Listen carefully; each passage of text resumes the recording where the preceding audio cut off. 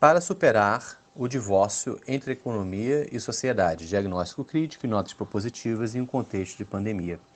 Autores: Genaldo Carvalho de França Filho, que é professor titular da UFBA, pesquisador CNPq, coordenador do Núcleo de Pós-Graduação em Administração, NPGA-UFBA, e da Incubadora Tecnológica de Economia Solidária e Gestão do Desenvolvimento Territorial ITES-UFBA. Segundo autor, André Manelli, livre pesquisador e diretor da Instituição de Livre Estudo e Pesquisa Ateliê de Humanidades, onde coordena o Ateliê de Humanidades Editorial, o ser editorial do Ateliê de Humanidades, a Tribuna Fios do Tempo e o podcast República de Ideias. Terceiro autor, o sociólogo francês Philippe Henot, professor da Université Paris 1, Panthéon-Sorbonne, Institut d'Administration d'Entreprise, França. Artigo publicado no Fórum Democracia, Políticas Públicas e Covid-19, da revista Nau Social. Introdução. A pandemia da Covid-19 explicitou um divórcio que já existia de modo implícito, mas que era ocultado com insistência, aquele entre economia e sociedade. Em alguns países do mundo, como o Brasil e Estados Unidos, ele se manifestou no discurso público pelo suposto conflito entre duas urgências, a de manter a atividade econômica e a de proteger a saúde da população. Este conflito corresponde àquele outro, muito comum, que consiste em separar a esfera política da esfera econômica, fazendo com que o debate social seja mantido entre uma concepção de mundo orientada para ideais democráticos e outra que reivindica a prioridade absoluta das questões econômicas. Essas polaridades são profundamente prejudiciais, pois sugerem que a democracia e mesmo o direito à vida, à saúde e a um ambiente saudável seriam obstáculos para um bom desenvolvimento econômico, de tal forma que poderia parecer indispensável, até mesmo inevitável, a dissociação entre tais esferas. Hillenkamp, Laville, 2013. Todavia, quando observamos mais atentamente, percebemos que mais importante do que uma suposta contradição entre, de um lado, a necessidade econômica de lucro, emprego e renda, e de outro, o imperativo de proteger e promover a saúde da população, ou entre, de um lado, a lógica estritamente econômica do mercado e, de outro, os anseios por uma organização democrática dos processos de reprodução da vida e da sociedade, está a emergência da questão e prática da solidariedade, que, ao nosso ver, é a chave capaz de reatar o nó górdio entre economia e vida, democracia e economia. Se as sociedades humanas foram capazes de produzir na modernidade muito mais opulência e riqueza material do que as anteriores, seu nível de empobrecimento continua recrudescente e, mais ainda, elas estão hoje colocando em risco a própria possibilidade de vida humana e não humana diante dos efeitos ambientais gerados pela lógica de seu desenvolvimento. Ou seja, há um profundo paradoxo que caracteriza a dinâmica do desenvolvimento econômico, que, apesar de dar sinais mais visíveis em tempos de crise como os atuais, é, contudo, um elemento constitutivo da sua própria formação. E talvez, em um contexto catastrófico de pandemia, não apenas as suas insustentabilidades se tornam mais evidentes e insuportáveis, como também as soluções a serem propostas se tornam mais plausíveis, aceitáveis e, até mesmo, como efetivamente necessárias diante do estado de coisas. Nosso argumento consiste em pensar que o paradoxo atual do desenvolvimento moderno está intimamente relacionado à forma, inédita historicamente, pela qual a economia se relaciona com a sociedade. Nesse sentido, o artigo inicia com um diagnóstico crítico, analítico das causas e razões do divórcio entre economia e sociedade, identificando suas origens históricas e, ao mesmo tempo, buscando esclarecer como opera sua lógica na forma do neoliberalismo contemporâneo e como ela está em contradição com a democracia e mesmo com os próprios valores liberais. Em seguida, 2, refletimos sobre as consequências desse divórcio, cujas insustentabilidades geradas serão analisadas tanto no nível macroestruturante, ambientais, socioeconômicas e políticas, como nos níveis meso e microsocial, afetando a territorialidade e a produção de subjetividades. Por fim, 3, passamos para as notas propositivas a favor de uma retomada da relação entre economia e sociedade, onde sugerimos reformulações conceituais e analíticas aptas para abrir um horizonte de sociedade do pós-bem-estar social e também para formular, operacionalmente, um desenho de políticas públicas voltadas para o desenvolvimento solidário de territórios. E, desse modo, cremos ter realizado um itinerário completo em que a teoria se articula com a prática.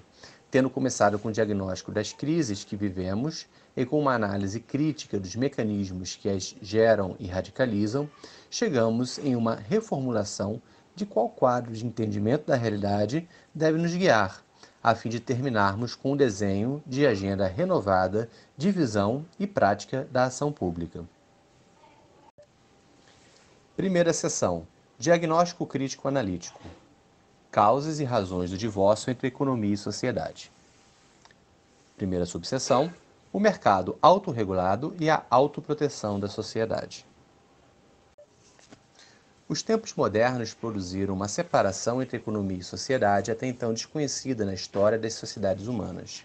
De fato, a invenção do mercado autorregulador, Polanyi, 1944, que ocorre na esteira da Revolução Industrial, marca esse divórcio.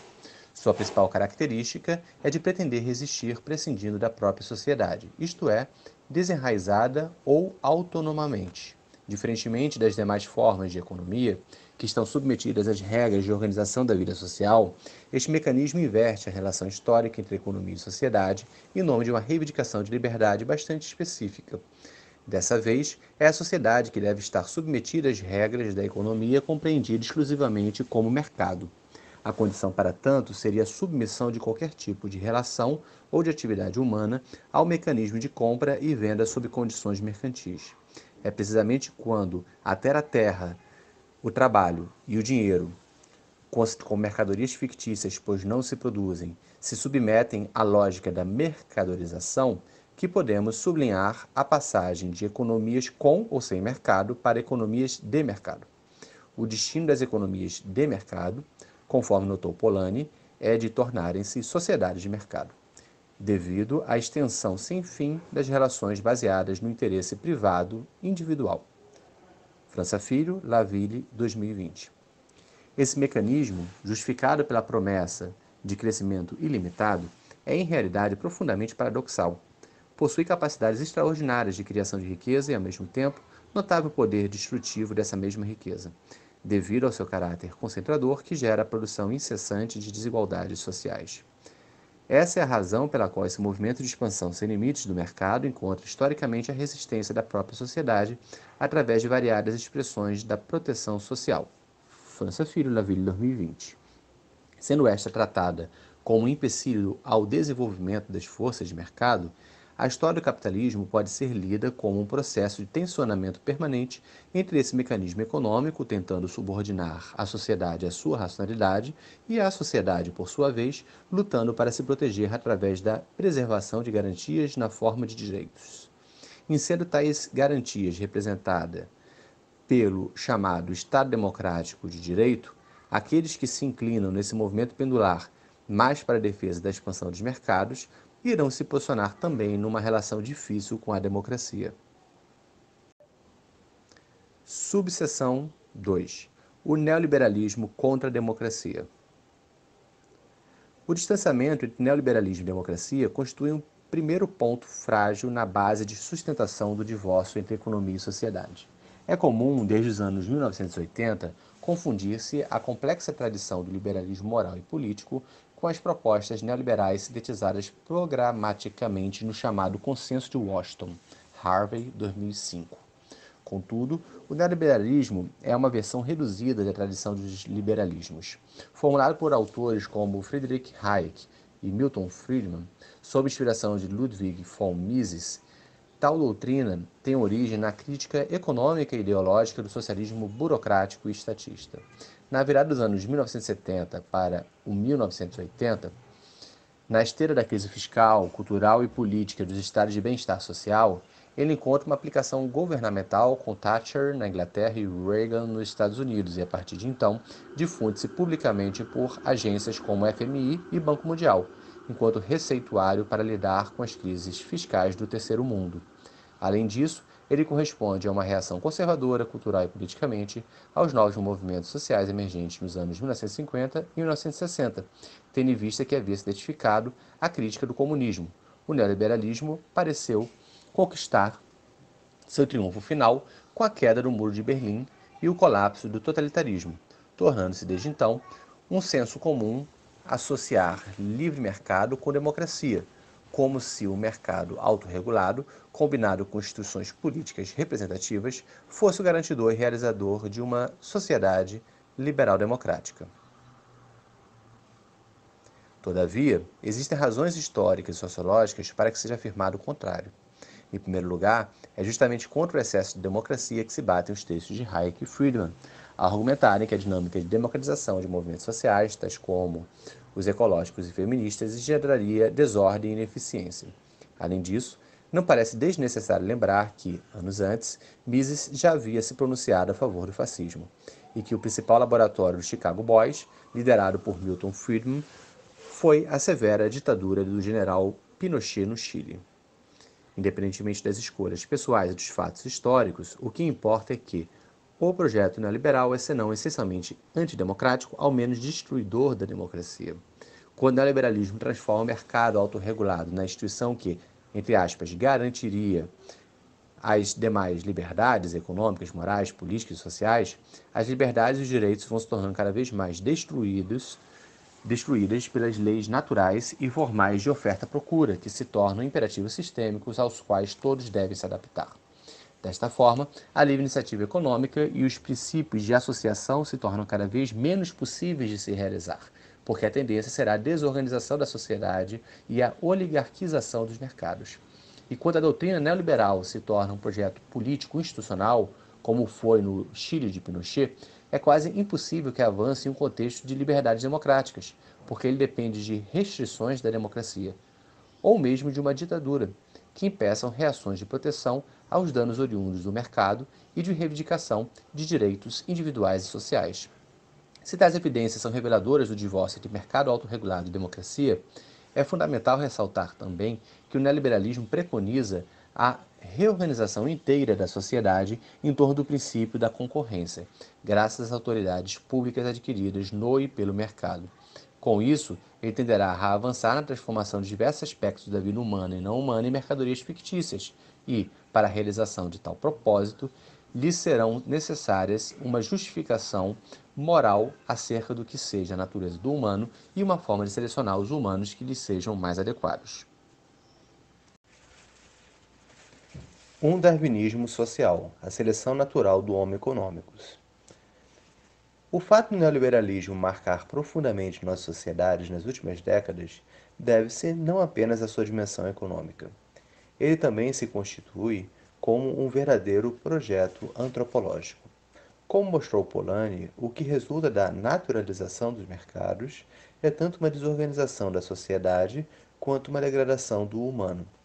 O seu homem é o homo economicus, cujas paixões se tornam meros interesses egoístas e cuja razão se reduz ao cálculo estritamente utilitarista. Cair, 1989, Richman, 2002. A lógica da sociedade neoliberal atua pela seleção natural, entre aspas, de indivíduos e organizações tidos como, entre aspas, eficientes, isto é, que sejam bem-sucedidos na luta pela sobrevivência em uma ordem competitiva pela aquisição de lucro, com a predominância de uma racionalidade utilitarista de instrumentalização do outro e de si mesmo, visando a conquista de espaço e duração no tempo. Como mostra o próprio Polanyi e outros autores, como Pichot 2001, o darwinismo social emerge nesse processo como uma ideologia que justifica o sistema, dando aos vencedores as virtudes de uma adaptação bem-sucedida e aos perdedores a responsabilidade pelo seu fracasso. São os losers, para usarmos a lógica econômico-corporativa do mainstream anglo-saxônico. Com isso, o egoísmo se torna nobre, e os valores nobres se tornam inúteis. O acúmulo material vira sinal de sucesso, e a existência da pobreza um mal necessário da natureza das coisas. Mas como um sistema caracterizado pelo tão elevado nível de risco que impõe à sociedade pôde se justificar? A suposta naturalização do egoísmo buscou respaldo tanto em bases teológicas quanto em registros supostamente científicos. A título de ilustração, a moral do autointeresse disseminada pela Reforma Protestante teve papel decisivo ao legitimar um ethos utilitarista que preconiza a capacidade de uma sociedade se regular prescindindo da solidariedade. Nesta visão, as esperanças estão depositadas na capacidade livre iniciativa dos sujeitos em busca do melhor para si, em espécie de comunhão de egoístas garantidora da estabilidade da ordem social mais ampla, onde vícios privados seriam virtudes públicas, como diz Mandeville. Ver Latouche 2001. O raciocínio bentaniano consistia em pensar que se cada um buscasse satisfazer seus interesses egoístas, a sociedade encontraria seu equilíbrio e felicidade geral de todos. Clero 2001. Em uma versão menos radical, também Smith deposita grandes esperanças, em sua teoria dos sistemas morais, na simpatia do comerciante capaz de contribuir com esse equilíbrio. Porém, numa versão mais radical, a interpretação feita do trabalho de Darwin sobre a seleção natural é aquela que ficou mais conhecida, tal como a suposta concorrência no reino da natureza, cuja seleção natural valoriza os mais aptos ou mais capazes e torna meritório o êxito individual. A vida social deveria ter o mesmo destino, porém, este, entre aspas, enobrecimento do egoísmo parece mais uma interpretação imprecisa da tese de Darwin do que propriamente um dado da realidade efetiva. Em primeiro lugar, por tratar-se de uma abordagem que retira de Darwin a importância da colaboração como uma condição presente em seu conceito de seleção natural. Em segundo lugar, porque deixa de reconhecer aquilo que está muito mais presente no reino da natureza, a colaboração. Ver Servin e Chapelle 2017. A generalização de um comportamento individualista em tempos atuais parece, assim, menos um dado de alguma suposta natureza humana e mais uma condição humana definida pela disseminação de valores que passam a ser fortalecidos como uma construção sociopolítica, sociocultural e sociohistórica. Conforme nos advertia Marcelo Mauss, no ensaio sobre a dádiva, abre aspas, o homem econômico não está atrás, está adiante de nós, fecha aspas. Inclusive, poderíamos dizer de forma provocativa que o neoliberalismo é não apenas uma ideologia construída historicamente, como também uma utopia negativa, uma distopia, porque, quando implementada, revela-se como um pesadelo. Mas, felizmente, o neoliberalismo não se realizou de forma plena em nossas sociedades, apesar de sua forte hegemonia cultural nas últimas décadas. Isso se deve, em parte, aos mecanismos de autoproteção da sociedade mencionados acima. De todo modo, ele fortaleceu projetos econômico-políticos e processos sociais e culturais que conduziram ao atual divórcio entre economia e sociedade, que possui graves consequências econômicas, sociais, ecológicas e individuais, geradoras de um mundo insustentável. Segunda seção. Vivendo em um mundo insustentável, as consequências do divórcio. O divórcio entre economia e sociedade é subjacente e se apresenta invisibilizado pelas análises econômicas tout court. Porém, constitui um elemento estruturante da dinâmica do desenvolvimento em escala mundial, ao redefinir os termos da relação entre economia e desenvolvimento. Seus efeitos podem ser compreendidos em pelo menos três dimensões: uma mais macrosocial, que é estruturante no plano institucional, e outras duas no plano micro e mesossocial, afetando as dinâmicas territoriais e as subjetividades individuais e coletivas. Essas três dimensões encontram-se absolutamente indissociáveis e a distinção aqui tem apenas propósito analítico-pedagógico. Subseção: a dimensão macroestruturante e as instabilidades em curso. De fato, as características que conformam a dinâmica econômica no capitalismo contemporâneo definem seus efeitos sobre a sociedade, ou seja, sobre o desenvolvimento. A principal característica da dinâmica econômica contemporânea é seu elevado grau de financiarização, ver Dolbach, 2017. Tal fenômeno representa um deslocamento do principal centro de produção de valor ou daquilo que vulgarmente é chamado de riqueza econômica, da atividade produtiva concreta, para o mercado financeiro. Com isso, aquilo que é nomeado comumente de economia real se torna subordinada à lógica de reprodução e ampliação do capital especulativo e rentista, que é desterritorializado e mundializado.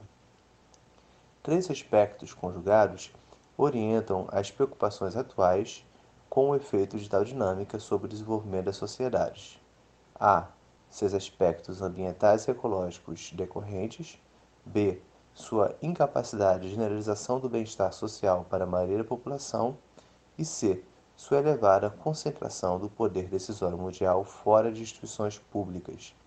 Estes três fatores articulados conformam algumas das dimensões de nossa crise atual, que pode ser definida no nível macroestruturante como uma tripla insustentabilidade: ambiental, socioeconômica e política.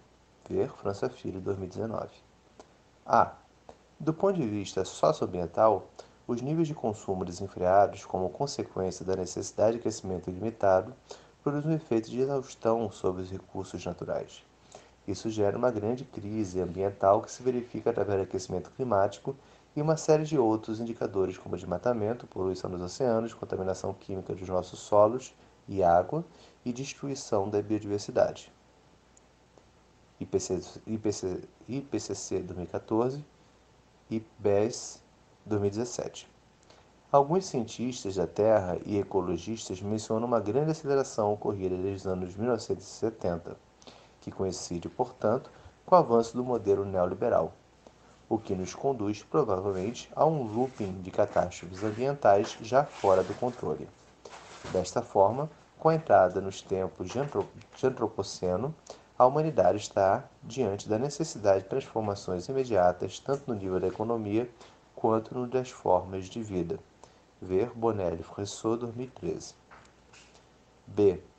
Já do ponto de vista socioeconômico, a principal característica da atual dinâmica do desenvolvimento é a produção de níveis cada vez mais crescentes de desigualdade.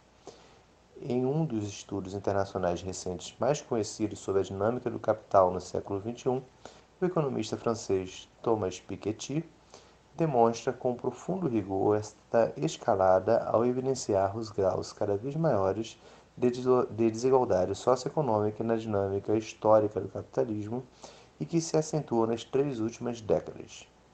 Piketty, 2013, Caprara, 2017. Juntamente com Piketty, uma série de outros estudos que vêm evidenciando o aumento da desigualdade, ver Epstein, Montesino, 2016, Oxfam, 2017, salienta sua origem vinculada à concentração de renda e de riqueza no planeta. Logo, a abordagem do tema da desigualdade descortina uma nova lógica econômica, reatualizando a problemática da apropriação. Ela está associada a uma reconfiguração das relações entre tempo e espaço, o que tende a fragmentar e estratificar as localidades, regiões e nações em função de suas inserções em redes de produção e fluxos de capital distribuído por todo o globo. C. A lógica de apropriação desigual das riquezas e da desterritorialização da produção e das finanças está, obviamente, na origem de um enfraquecimento da capacidade de organização da vida econômica e de promoção dos direitos por parte dos Estados-nação. Isso gera uma terceira dimensão da crise, de natureza eminentemente política. Trata-se do fato das sociedades contemporâneas estarem confrontadas a uma nova forma de governança internacional, cuja principal característica é o deslocamento tácito do poder decisório mundial de um locus público, representado pelos estados e organismos supranacionais, para o setor privado, representado pelo poder real dos poucos grandes grupos corporativos, baseados sobretudo no capital financeiro, cujas atividades estão espalhadas nos mais diversos países. Verdalba, 2017 e Chomsky, 2017. A proporção do endividamento público dos estados nacionais no mundo aumenta em uma medida praticamente simétrica ao crescimento econômico desses gigantes corporativos mundiais, que, aliás, tornam-se seus credores. Tal fenômeno acontece ainda na mesma proporção do enfraquecimento das instâncias supranacionais de decisão no mundo. Com o poder econômico concentrado em gigantes corporativos transnacionais, os Estados-nação se encontram em situação de dependência em relação a esses atores considerados como investidores, sendo suas políticas públicas diretamente influenciadas por estes. Com a fragilização da soberania dos países, são as próprias democracias que se encontram, então, ameaçadas. De todo modo, não é apenas por causa da fragilidade das instituições políticas estatais nacionais que as democracias tendem a se enfraquecer, pois o projeto neoliberal também gera efeitos insustentáveis sobre os territórios, as subjetividades e a comunidade política, de forma a estar na fonte da atual ascensão dos movimentos populistas. Subseção: a dimensão meso e microsocial. Efeitos sobre territórios e subjetividades. No nível meso-social, percebemos como um capital financiarizado e desterritorializado atua sobre as dinâmicas locais e regionais. O território fica dependente deste modelo econômico. De um lado, observa-se que se realiza uma retirada dos poderes deliberativos e decisórios dos territórios, locais, regiões e nações, para situá-los no interior de corporações transnacionais, agências internacionais e mercados financeiros globalizados. O poder de investidores externos, dos CEOs e dos escritórios de governança global, subordina, assim, o poder de desenvolvimento local, de forma a minar as possibilidades de endogenia na dinâmica local e territorial. Nesse sentido, ocorre uma invisibilização dos poderes decisórios das organizações e também das suas capacidades de influenciar as instituições políticas. De outro lado, percebe-se que essa mesma racionalidade atua sobre as localidades e regiões, reconfigurando-as segundo uma lógica abstrata do investimento especulativo e da mercantilização, de tal modo que remodelam as cidades e os campos em função de suas conexões com redes internacionalizadas. Juntamente com a ascensão das chamadas cidades globais, temos uma fragmentação interna das metrópoles e municipalidades, com esvaziamento do espaço cívico nas cidades e uma organização espaço-temporal voltada para a circulação de pessoas e mercadorias, tendo em vista experiências de consumo e entretenimento. Todavia, na contramão de um espaço conformista e hedonista, surgem sintomas de esgotamento do modelo neoliberal que estão presentes não apenas nos sinais visíveis de seu fracasso, como a explosão das desigualdades sociais e da violência, o aumento dos custos de vida, os mecanismos de favelização e gentrificação, o desencaixe entre as necessidades das comunidades, cidadãos e trabalhadores locais e as dinâmicas privadas e públicas de investimento e oferta de empregos, equipamentos e serviços, como também nos sinais indiretos, como o mal-estar generalizado diante da perda de qualidade de vida, a dissolução de relações de confiança e de reconhecimento entre atores locais e a sensação de impotência das comunidades e dos indivíduos em face ao desenvolvimento econômico, social e político de suas próprias localidades. Esses sintomas de esgotamento do projeto neoliberal se fazem presentes também no nível microsocial, por seus efeitos sobre a subjetividade e o tipo de individualidade que ele, ao mesmo tempo, supõe e promove. Com a cultura neoliberal, desenvolve-se um hiperindividualismo customizado pelo e para o mercado. O ideal de uma sociedade de concorrência generalizada, em que os indivíduos devem ser empreendedores de si mesmos e responsáveis pelo seu próprio sucesso ou fracasso, produz ao menos três efeitos perversos. Em primeiro lugar, estamos diante de uma sociogênese em massa de transtornos psiquiátricos, tais como os de ansiedade, síndrome de pânico e quadros depressivos, em que, como mostra Byung-Chul Han, a sociedade da performance vira uma sociedade do cansaço. Han, 2010. Em segundo lugar, o projeto neoliberal modela subjetividades à sua imagem e semelhança, fazendo ascender traços ou estruturas de personalidade de cunho narcisista ou mesmo perverso, o que gera graves problemas para uma economia e moral baseadas em princípios associativistas, reciprocitários e comunitários. Este fato se deve à existência de uma contradição entre as subjetividades fomentadas pela sociedade de consumo e as demandas cidadãs por uma democracia que depende de um interesse efetivo pela coisa pública e de competências de participação deliberativa na formação da vida associativa. Em terceiro lugar, a democracia tende a se voltar contra si mesma, como diz Marcelo Gauchet, 2012, fazendo nascer também novas formas de personalidades autoritárias, lembrando aquelas dos tempos dos fascismos, Adorno, 2019, Marcuse, 2015. Quando percebemos a conjunção de um lado de esvaziamento subjetivo da experiência democrática com o de outro, a acessão das desigualdades e do sentimento de justiça social, compreendemos como surge uma economia dos afetos negativos, de ressentimento, impotência e ódio, que são os pavios prontos a serem acesos por movimentos populistas ansiosos a alastrar seus anseios incendiários regressivos. Manhele Maia e Campos, 2019, Rosan Valon, 2020. Nesse sentido, As insustentabilidades territorial e cultural retroalimentam as insustentabilidades socioeconômica e política. Terceira seção: cenários de uma sociedade do pós-bem-estar social, para retomar a relação entre economia e sociedade. Pelas consequências discutidas no tópico anterior, a questão que nos ocupa nesse momento é sobre como pensar a relação entre economia e sociedade, de modo a se vislumbrar uma relação entre economia e desenvolvimento que não comprometa a própria vida em sociedade. Para tanto, o pressuposto básico que aqui assumimos consiste em ampliar nossa compreensão acerca de um dos termos centrais dessa relação: a economia. Subseção: reformulações conceituais. O legado da antropologia econômica.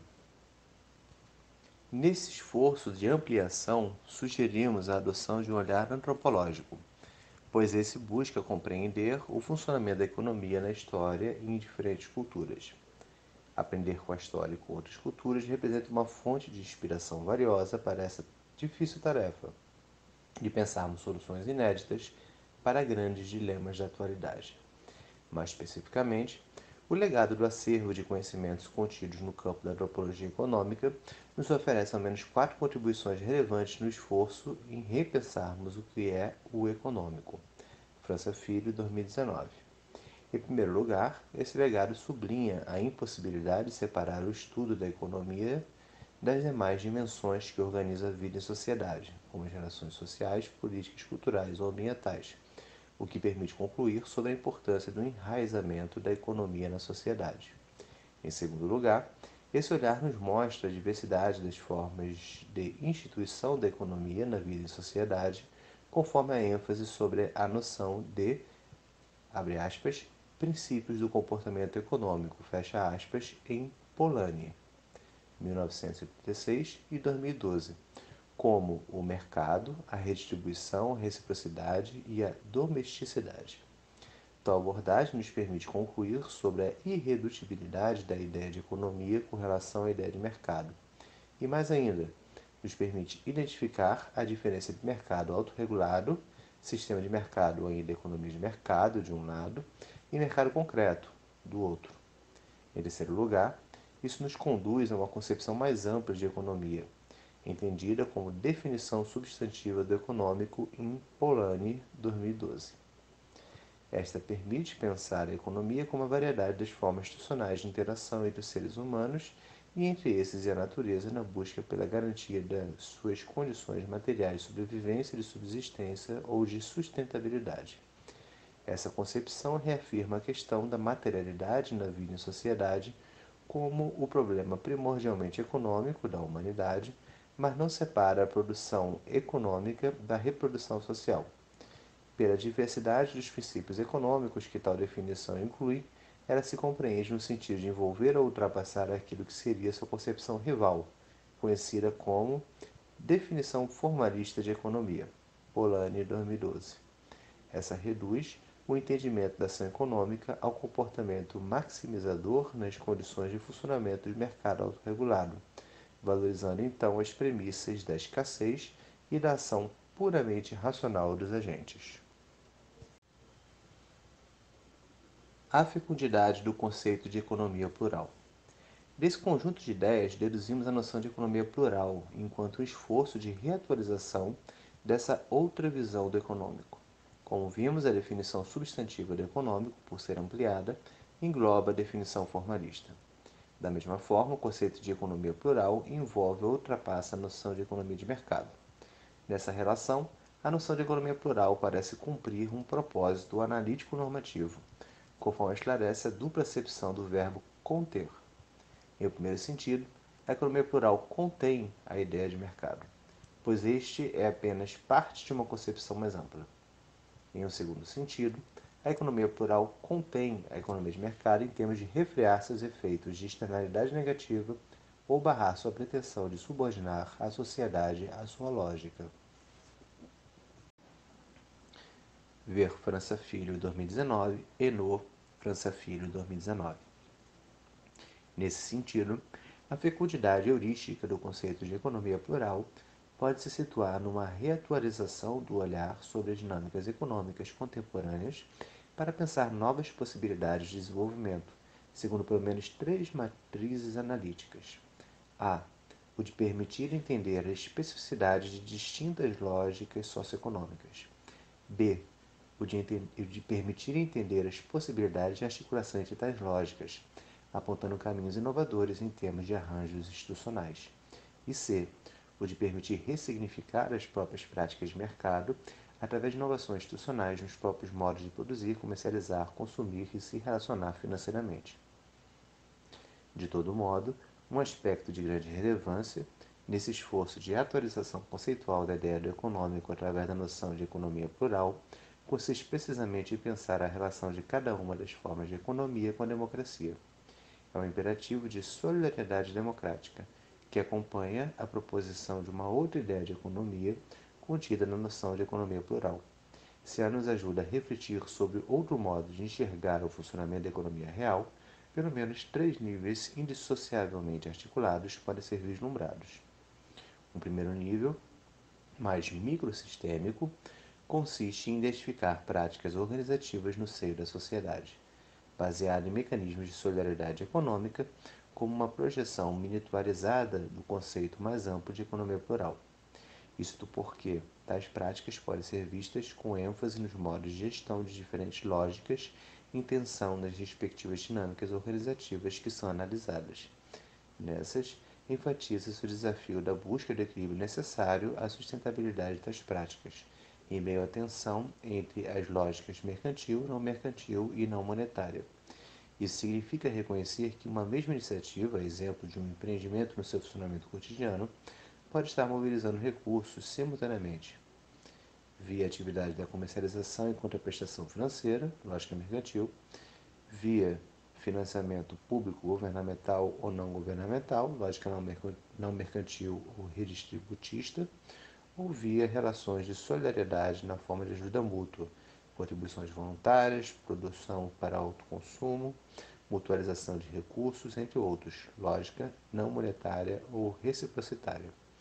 Neste sentido, o desafio da gestão encontra-se em manter a lógica mercantil subordinada à lógica solidária. Um segundo nível, mais mesossistêmico, consiste em identificar o potencial de fortalecimento da dinâmica lógica territorial do desenvolvimento contido na articulação entre os vários princípios de ação econômica, entre a lógica redistributista, a lógica reciprocitária e a lógica do mercado ressignificado. Se tal abordagem implica em pensar a pluralidade das formas de economia a serviço do seu contexto territorial, é porque existe um valor importante em cada uma dessas formas de economia e um campo aberto de possibilidades para pensar sua articulação, segundo as características específicas e demandas de cada contexto. As diferentes redes e parcerias institucionais possíveis neste caso devem obedecer aos pressupostos básicos da democracia e da solidariedade como condição para sua inovação territorial e institucional. No terceiro nível, mais macrosistêmico, o conceito de economia plural pode nos ajudar a melhor compreender a relação entre Estado, mercado e sociedade em termos de novas formas de regulação socioeconômicas. Trata-se, nesse caso, de superar os enfoques funcionais que tentam entender a regulação a partir de setores, para valorizar uma abordagem mais sociopolítica sobre o papel ressignificado do mercado, do Estado e, sobretudo, da sociedade, na provisão de bens e serviços de modo mais acessível ao conjunto da população. Ver França Filho 2019 e no França Filho 2019. Nesse sentido, a fecundidade heurística do conceito de economia plural pode se situar numa reatualização do olhar sobre as dinâmicas econômicas contemporâneas para pensar novas possibilidades de desenvolvimento, segundo pelo menos três matrizes analíticas. A. O de permitir entender a especificidade de distintas lógicas socioeconômicas. B. O de permitir entender as possibilidades de articulação entre tais lógicas, apontando caminhos inovadores em termos de arranjos institucionais. E C. O de permitir ressignificar as próprias práticas de mercado através de inovações institucionais nos próprios modos de produzir, comercializar, consumir e se relacionar financeiramente. De todo modo, um aspecto de grande relevância Nesse esforço de atualização conceitual da ideia do econômico através da noção de economia plural, consiste precisamente em pensar a relação de cada uma das formas de economia com a democracia. É um imperativo de solidariedade democrática, que acompanha a proposição de uma outra ideia de economia contida na noção de economia plural. Se ela nos ajuda a refletir sobre outro modo de enxergar o funcionamento da economia real, pelo menos três níveis indissociavelmente articulados podem ser vislumbrados. Um primeiro nível, mais microsistêmico, consiste em identificar práticas organizativas no seio da sociedade, baseado em mecanismos de solidariedade econômica, como uma projeção miniaturizada do conceito mais amplo de economia plural. Isto porque tais práticas podem ser vistas com ênfase nos modos de gestão de diferentes lógicas em tensão nas respectivas dinâmicas organizativas que são analisadas. Nessas, enfatiza-se o desafio da busca do equilíbrio necessário à sustentabilidade das práticas, em meio à tensão entre as lógicas mercantil, não mercantil e não monetária. Isso significa reconhecer que uma mesma iniciativa, exemplo de um empreendimento no seu funcionamento cotidiano, pode estar mobilizando recursos simultaneamente, via atividade da comercialização e contraprestação financeira, lógica mercantil, via financiamento público, governamental ou não governamental, lógica não mercantil ou redistributista, ou via relações de solidariedade na forma de ajuda mútua, contribuições voluntárias, produção para autoconsumo, mutualização de recursos, entre outros, lógica não monetária ou reciprocitária. Neste sentido, o desafio da gestão encontra-se em manter a lógica mercantil subordinada à lógica solidária.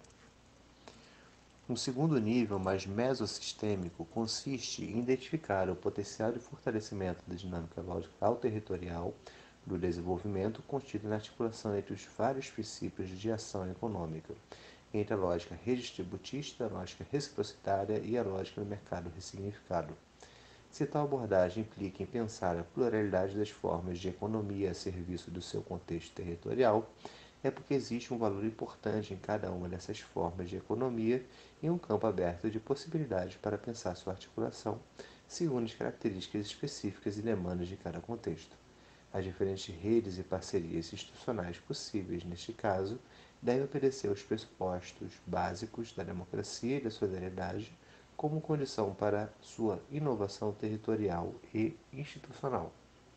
No terceiro nível, mais macrosistêmico, o conceito de economia plural pode nos ajudar a melhor compreender a relação entre Estado, mercado e sociedade em termos de novas formas de regulação socioeconômicas. Trata-se, nesse caso, de superar os enfoques funcionais, que tentam entender a regulação a partir de setores, para valorizar uma abordagem mais sociopolítica sobre o papel ressignificado do mercado, do Estado e, sobretudo, da sociedade, na provisão de bens e serviços de modo mais acessível ao conjunto da população.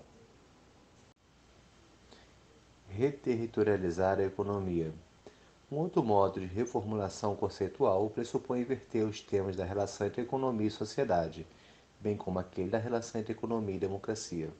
Uma economia que esteja, de fato, a serviço da sociedade requer a construção de mecanismos ou dispositivos democráticos de decisão sobre esse redesenho. Se tais mecanismos podem ser vistos como dispositivos institucionais, eles pressupõem um locus fundamental de existência. Este justamente só se define territorialmente. O conceito de território adquire então uma importância vital. A ideia de território, a partir de diferentes acepções, local, comunitário, regional, etc., deve requalificar a prática do desenvolvimento. Enquanto um conceito próprio, tal ideia foi assimilada à ciência geográfica durante o século XX e apresenta distintas abordagens. Sua difusão tem ocorrido juntamente com a noção de territorialidade. Abre aspas, a territorialidade significa relações políticas de governança, sem deixar de envolver processos econômicos, culturais e diferentes formas de apropriação e uso do ambiente. Nessa abordagem, há uma especificidade vinculada ao entendimento do território enquanto espaço de mobilização e luta política em favor da conquista da autonomia decisória. Ver Saquet, 2014, página 176. Assim, o estudo da territorialidade ou de cada território constitui um elemento básico num esforço renovado de reflexão sobre a relação entre economia e desenvolvimento, de modo a retomar a relação de ambos com a sociedade. Lugar de mediação, o território modela essa relação, ao passo que também é por ela modelado, conforme as distintas sobredeterminações, do global ao local. Assim, a tarefa de repensar o sentido econômico numa agenda renovada de visão sobre o desenvolvimento não se elabora como pura abstração. Ela se constrói a partir de demandas expressas pela territorialidade. Ver França Filho, 2019. Retomar a solidariedade pública e democrática. Como dissemos no início desse artigo, existe uma tendência atual de dissociação entre a defesa do econômico e a da democracia. Uma visão de mundo centrada em uma dissociação entre o econômico e o democrático, de tal forma que enfatiza o primeiro em detrimento do segundo, reduz a solidariedade à expressão filantrópica de alguns grandes mecenas oriundos do mundo comercial. Ao fazer isso, construímos um acordo geral ideológico em torno da ideia absurda de que seria normal ter que escolher entre economia e vida. Como vimos, Polanyi recusa essa observação falaciosa e, baseado em uma rica análise histórica e antropológica, propõe seu conceito de economia substantiva, que estende o campo econômico, além das trocas de mercado, às lógicas de redistribuição, reciprocidade e domesticidade. Além disso, Polanyi nos ajuda a entender melhor os desafios enfrentados pelos perigos abertos pelas mudanças climáticas e pela perda de biodiversidade. Ao identificar três estágios históricos no processo de mercantilização do mundo, trabalho, dinheiro e natureza, Polanyi nos mostra a extensão da economia de mercado à sociedade de mercado. Assim, ele destaca a perda de nossa capacidade coletiva de preservar os bens comuns, Ostrom, 1990-2005. Polanyi chama trabalho, dinheiro e natureza de bens fictícios, porque esses três elementos nunca foram produzidos para serem bens. No entanto, o trabalho e ficção que os rodeia acaba por considerar-os bens. Isso os faz escapar de todas as formas de controle social e democrático. Como resultado, o mundo está em perigo porque a economia tem capacidade de comprometer a própria vida. Desta forma, Polanyi reabilita no campo da análise a solidariedade pública como uma ferramenta na confluência de questões políticas e econômicas e nos fornece as bases para uma reformulação da economia política. Essa estrutura conceitual nos permite construir a supramencionada economia plural, o que é feito na encruzilhada das diferentes lógicas descobertas com, no final, uma economia intrinsecamente ao serviço da vida. Verhart, Laville e Catani, 2010. Através dessa formulação analítica, torna-se possível pensar em uma solidariedade democrática que esteja em oposição à solidariedade filantrópica. A solidariedade democrática é entendida em uma reciprocidade igualitária e em tomadas de decisão abertas e compartilhadas. Laville et al., 2019. Uma das características mais marcantes das formas emergentes de solidariedade econômica, indicada através da noção de outra economia, diz respeito à centralidade da dimensão democrática. Ela faz assim referência às práticas de auto-organização de grupos constituídos enquanto coletivos nos seus respectivos territórios e que se voltam à resolução de problemas concretos afetando o seu cotidiano de vida. Diferentes temáticas têm emergido nos últimos anos para tentar refletir tais práticas: economia solidária, gestão de bens comuns, inovação social ou democracia econômica. Essa dimensão democrática estabelece uma singularidade importante das novas formas de solidariedade. Em primeiro lugar, em relação às formas tradicionais de solidariedade, ao se constituir como uma solidariedade que se abre sobre um espaço público e se baseia na adesão livre e voluntária dos sujeitos. Em segundo lugar, em relação às formas de solidariedade filantrópicas, que não se baseiam em mecanismos democráticos de ação e optam por mecanismos exclusivamente tecnocráticos de decisão.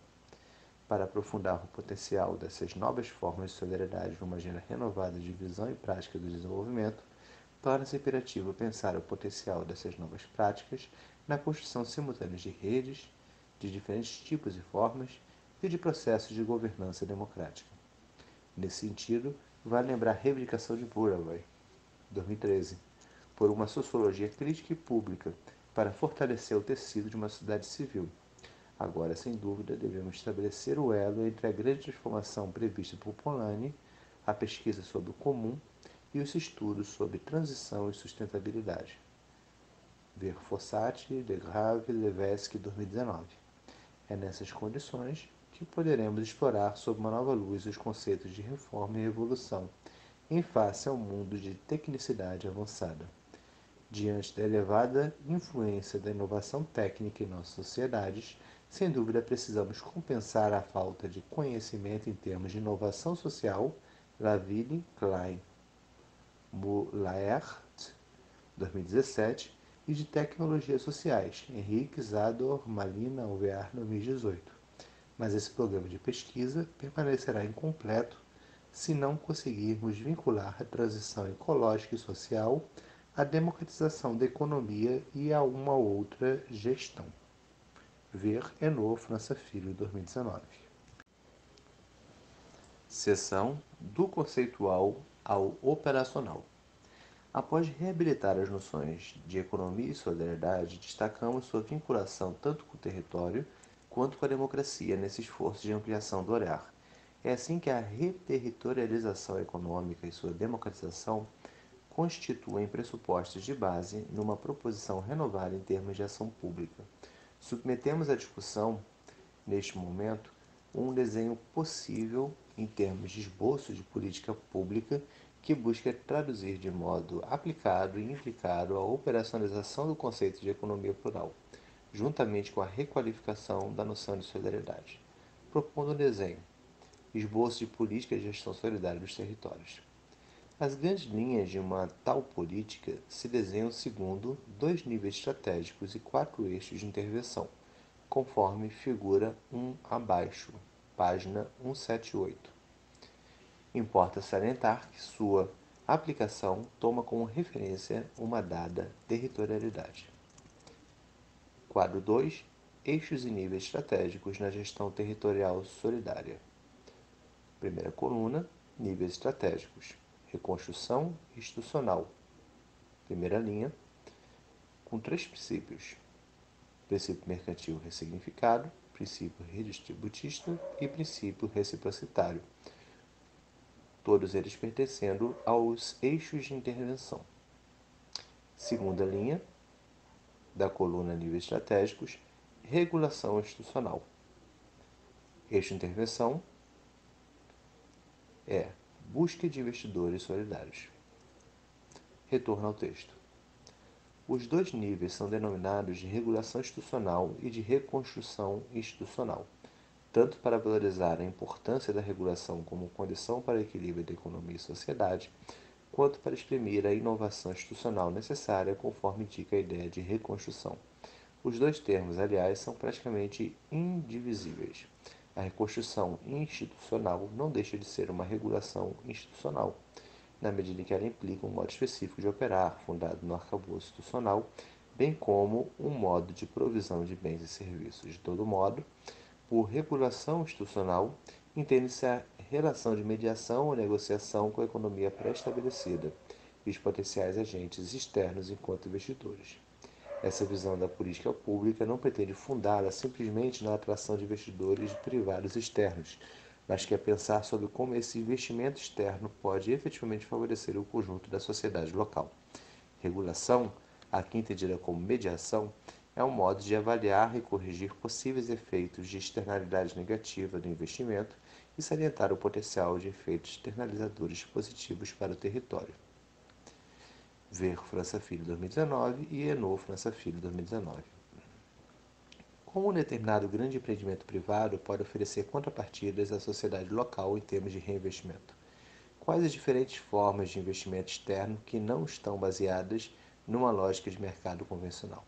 Essas questões indicam alguns caminhos em termos de regulação institucional. Em complemento, por reconstrução institucional, entende-se todos aqueles investimentos inovadores do ponto de vista do desenvolvimento das atividades. Novos tipos de agentes ou atores socioeconômicos, novos tipos de arranjos ou redes, interatores, etc. Enquanto a reconstrução institucional enfatiza o endógeno ou a relação endógeno-exógeno, a regulação institucional lida fundamentalmente com o exógeno. No que diz respeito aos eixos de intervenção, os 3 primeiros representam princípios de ação pública em matéria de reconstrução institucional. o princípio mercantil ressignificado, o princípio redistributivo e o princípio reciprocitário. O quarto eixo diz respeito à relação com os investidores externos e exprime uma modalidade de regulação institucional. Os quatro eixos de intervenção não devem ser concebidos isoladamente. Suas distinções revelam de maneira analítica a natureza específica de cada princípio econômico, mas suas complementaridades devem ser sublinhadas e valorizadas na prática. A tradução do conceito de economia plural permite não apenas modelizar as formas específicas de ação econômica, como também inventar formas de ação combinando a diversidade dos princípios econômicos. A implantação desses eixos não obedece a uma ordem particular a priori, nem a uma hierarquia qualquer. A maior ou menor importância acordada a cada um dos eixos é definida pela demanda e características do conceito local. Reconstrução institucional 1. O princípio mercantil ressignificado. O primeiro eixo consiste em revalorizar o princípio mercantil no sentido de uma ressignificação de suas práticas. Para tanto, trata-se de introduzir mecanismos de cooperação e de solidariedade entre os agentes econômicos de mercado nas atividades locais de produção, de prestação de serviços, de comercialização, de consumo e de serviços financeiros. Esse eixo pressupõe dois aspectos. De um lado, enfatiza a necessidade de um suporte à criação e ou consolidação de organização de economia solidária. Ele conduz as políticas públicas a sustentar nas suas ações as cooperativas, as associações, as fundações e os empreendimentos econômicos solidários, EES. Por outro lado, a vocação de tais políticas deve ser ampla e inclui as iniciativas privadas com fins lucrativos que adotam ou empreendem modelos de negócios capazes de compartilhar ou de produzir efetiva distribuição de riqueza em seu contexto de inserção. O elemento comum aos dois aspectos é o compromisso com a territorialidade. O objetivo do eixo é de apoiar os atores que inovam, operando um trabalho de ressignificação das atividades de mercado. Os exemplos são numerosos e particularmente promissores, tanto no contexto nacional quanto na realidade internacional. Podemos salientar o caso do comércio justo e solidário, uma das primeiras práticas inovadoras nesse sentido. As organizações do comércio justo se colocam com efeito no espaço do mercado para modificar suas regras por dentro. Com os seus produtos, eles quebram o livre jogo no mercado para inventar um novo enquadramento na origem das trocas mercantis, segundo regras sociais e ecológicas. Assim, o comércio justo trabalha com os pequenos produtores, nos quais ele garante um preço fixo, em que poderão planificar razoavelmente suas economias domésticas. O preço de compra é, desse modo, subtraído, via regras autoproduzidas, dos mecanismos de livre fixação dos mercados. Um outro exemplo pode ser encontrado no âmbito dos chamados circuitos curtos, na França, especialmente através das associações de manutenção da agricultura camponesa, AMAP, Association pour le maintien de l'agriculture paysanne. Estas associações criam um vínculo entre as áreas de exploração agrícola familiar com os coletivos de consumidores de suas vizinhanças. Trata-se de um acordo ou entendimento sobre a venda de produção em condições justas para o produtor. Este pode melhor planificar sua atividade e escapar dos ditames impostos pelos intermediários. Autoriza-se, neste caso, troca de serviços gratuitos entre consumidores e produtores. Essa experiência tem se difundido mais recentemente em diferentes países, inclusive o Brasil, através da sigla CSA, Consumidores Sustentam a Agricultura. No Brasil, experiências similares e menos recentes têm sido empreendidas através dos chamados grupos de consumidores responsáveis e outras práticas de cooperativismo de consumo. De qualquer sorte, o conjunto das iniciativas se situa entre inúmeras outras experiências que, na realidade brasileira, participam do universo mais amplo das práticas de economia solidária, como as finanças solidárias através das cooperativas de crédito solidário, dos bancos comunitários de desenvolvimento e o uso de moedas sociais, dos fundos rotativos solidários, além de uma enorme diversidade de outras experiências dedicando outras temáticas: turismo de base comunitária, empresas recuperadas, cooperativismo de plataformas, etc. Nesse contexto, experiências de redes locais de economia solidária indicam um importante potencial de contribuição. Reconstrução institucional. 2. O princípio redistributista. O segundo eixo de ação diz respeito ao melhor uso do potencial transformador do princípio redistributista, pela sua capacidade de gerar uma lógica de economia não mercantil ou de subsidiariedade.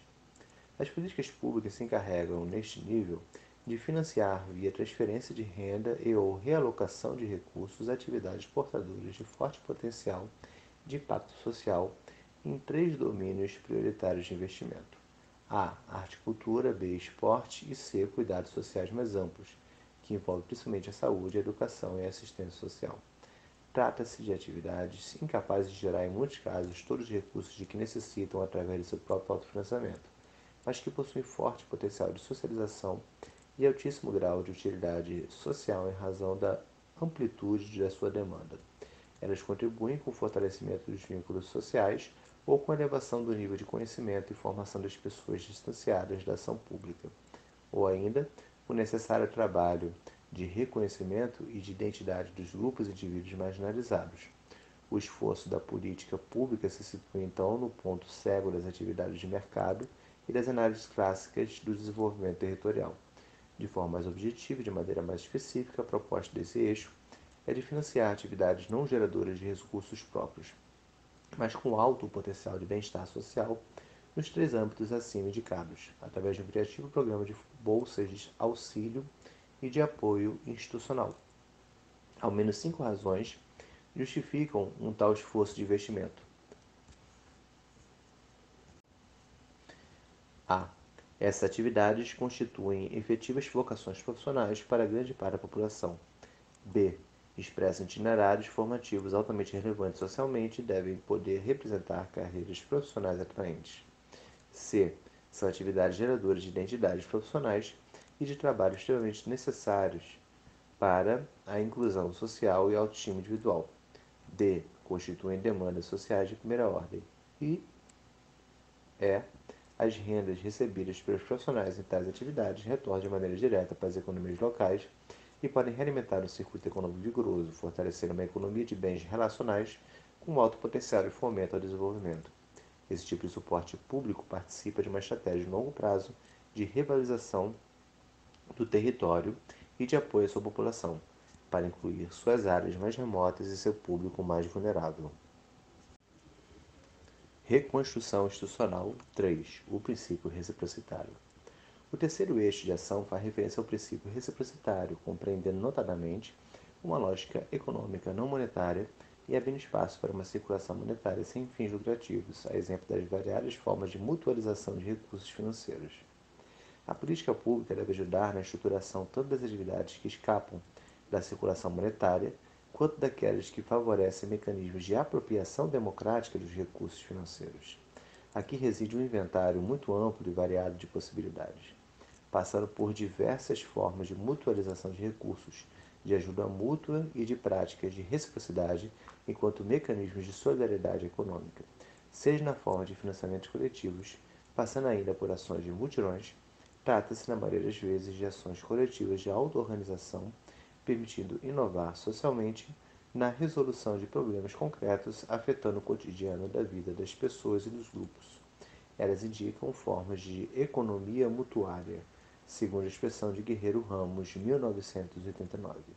Se tais ações dizem respeito às atividades mais conhecidas desde as últimas décadas no mundo, como o sistema de trocas locais na França, ou sua modalidade semelhante em países anglófonos, na forma de bancos do tempo, time banks ou LETS, Local Exchange Trade System, que aliás encontra outras versões na América Latina através dos clubes de trocas, elas também fazem alusão às formas ainda mais antigas de nossa realidade, participando de uma tradição histórica de auto-organização no meio popular, mutirão, fundo de pasta, etc., como também abrem caminhos para se pensar as novas possibilidades em torno das ferramentas digitais. As novas tecnologias podem trazer uma contribuição relevante no desenvolvimento de soluções criativas em matéria de reciprocidade. Nesse âmbito, podemos citar as plataformas cooperativas e os aplicativos de compartilhamento para deslocamento, alojamento, entre outros, e que não entraram no circuito agressivo de mercado.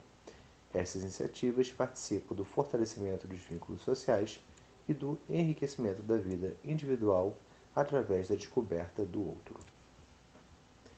Regulação institucional, a busca de investidores solidários. Finalmente, o quarto eixo diz respeito à negociação com potenciais investidores externos.